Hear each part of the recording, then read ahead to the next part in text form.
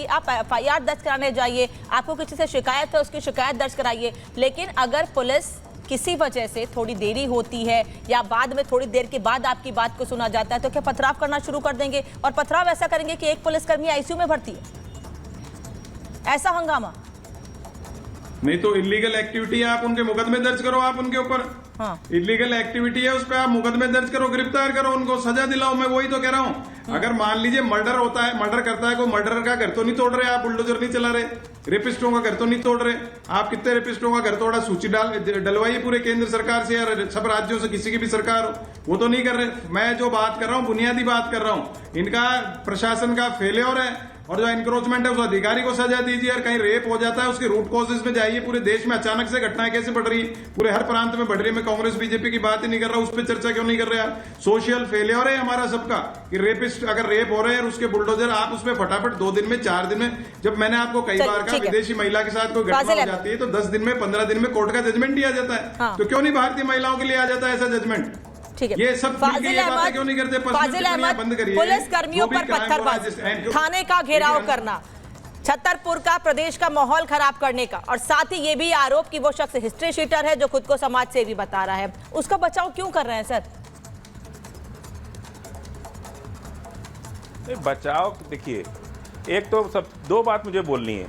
एक तो अवधेश जी बोले कि हम 30 साल से मैं पत्रकारिता कर रहा हूँ, आदिल हसन आ रही है, भाजपा के लिए भी काम कर रहा हूँ, RSS से भी जुड़े हुए हैं। 30 साल नहीं बोल, सुन लीजिए, 30 साल जब कोई आदमी भारत का पत्रकार जब कोई कहता है कि हमारा 30 साल अपना जीवन पत्रकारिता के लिए दे दिए, पूरी दुनिया में 161वां नंबर है भारत की मीडिया का, पूरी दुनिया में 180 में 161वां। तो हमको बड़ा हास्यास्पद लगता है ये बात सुन के। क्या और कहे कि पूरी हमने जो है अपना जीवन पत्रकार, अरे क्या पत्रकारिता में दे दिए कि आप पूरी दुनिया में 161वां नंबर है। दूसरी बात, पुलिस जब आप किसी भी फाजिल अहमद, दिक्कत यही है आपके साथ, जो मैं सवाल पूछ रही हूँ आप और आदिल हसन उस पर जवाब नहीं दे रहे हैं। आप लोग पर्सनल कमेंट करने के लिए आए हैं तो जा तो रहे हैं। ये पर्सनल कमेंट के लिए डिबेट है क्या? नहीं पा रहे जिस पर आपके, क्योंकि आप लोगों के पास उस पर जवाब नहीं है, क्योंकि आप लोगों के पास उस पर जवाब नहीं है, तो आप राधिका खेड़ा, अवधेश कुमार पर पर्सनल कमेंट कर रहे हैं। मैंने आपसे पूछा कि थाने का घेराव करके पत्थरबाजी करने वालों का समर्थन क्यों, उनका बचाव क्यों? मुझे 2 लाइन में उसका जवाब दीजिए। अवधेश जी ने कितनी पत्रकारिता की है, कैसे किया, उसके लिए आपसे प्रमाण पत्र नहीं चाहिए? बोलिए। 161वां पे बुरा लग गया आपको? अरे मुझे कुछ नहीं बुरा लगा, मुझे आप लोग का डिरेल करना बुरा लग रहा है। आपको इस बात का बुरा लग गया? सर पॉइंट पे आइए, मैं इस पे बहस नहीं, पॉइंट पे आइए। वो आप इतना दिल पे लेने की बात नहीं, जो है तो है, उसमें क्या कीजिए, कोई आप अकेले थोड़े हैं, पूरा देश है उसमें, हम लोग भी हैं। अब पुलिस की बात जहां तक कर रहे हैं, पुलिस चार्जशीट सबमिट करती है कि फला आदमी ने इसकी हत्या की, और उस आदमी को अदालत बाइज्जत बरी कर देती है, पुलिस की चार्जशीट को नहीं मानती है। अब सोचिए कि पुलिस अगर कह दे कि फला आदमी पत्थर चला रहा था, अभी तो ना तो FIR हुआ, ना चार्जशीट लगी, ना कोई आरोप तय हुआ, ना कोई आरोपी बना उसके अंदर, और आपने तय कर लिया कि इसका घर गिरा दो। ये गलत, ये सही है क्या? कल को अगर बाइज्जत बरी हो गया कोर्ट से, जो भी इंसान है, अगर वो बाइज्जत बरी हो गया तो उसका घर बना के देंगे आप? देना पड़ेगा ना, सरकार को देना ही पड़ेगा।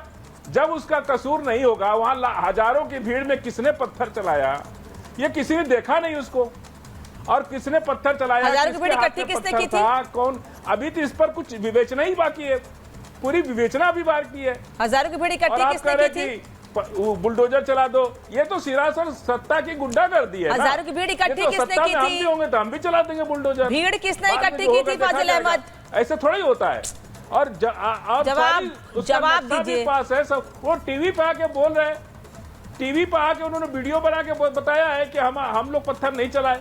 अब कैसे आप एक तरफा कोई बात बोल सकता है कि उन्होंने ही पत्थर चलाया है? सर किसी ने गोली मार दी और कहते मैंने गोली नहीं मारी, तो उस पर एक्शन नहीं होना चाहिए, FIR नहीं होनी चाहिए। अगर कोई इनोसेंट बन के आकर वीडियो जारी करके कह दे कि मैंने नहीं चलाई गोली, तो FIR दर्ज नहीं होनी चाहिए उस पर। उसके लिए गवाह सबूत लगते हैं। मतलब वीडियो को आप कानूनी सबूत से ऊपर मान रहे हैं? हमने नहीं मारी। आप एक वीडियो जारी करने को, खुद को बेचारा साबित करने के लिए वीडियो बना दिया गया, तो उसे कानून से ऊपर मान रहे हैं आप। तो आप क्यों उसके खिलाफ हैं? उसके खिलाफ आप क्यों हैं? आपकी एक संवेदना उसके खिलाफ क्यों है आखिर? हो सकता है वो निर्दोष हो, आपकी संवेदना उसके साथ की है। मेरा सवाल ये है, दोषी भी होगा, राधिका जी 20 सेकंड तोड़ने का ऑर्डर अदालत करेगी। आपकी संवेदना ऐसे लोगों के साथ की है, मेरा सवाल ये है। किसी का घर राधिका जी 20 सेकंड उसको फांसी दे देगी। देखिए ना, भीड़ तंत्र से जिस तरीके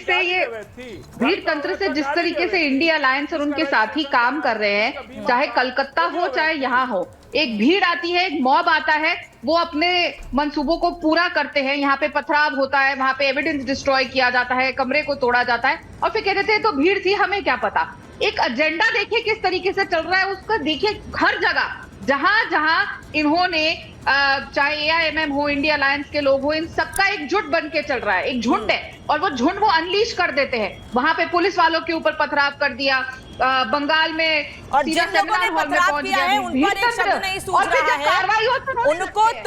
उनको तो साफगोई का प्रमाण पत्र देते फिर रहे हैं ये नेता, उनसे कोई सवाल नहीं किया जा रहा है। और इसीलिए आज हमने पूछा कि ओवैसी जैसे नेता जो बड़े पद पर बैठे हैं, जिम्मेदार पद पर बैठे हैं, वो अगर लोगों को भड़काने का काम करेंगे तो क्या संदेश जाएगा। बहुत बहुत धन्यवाद आप सबका जुड़ने के लिए। महाभारत में इतना ही।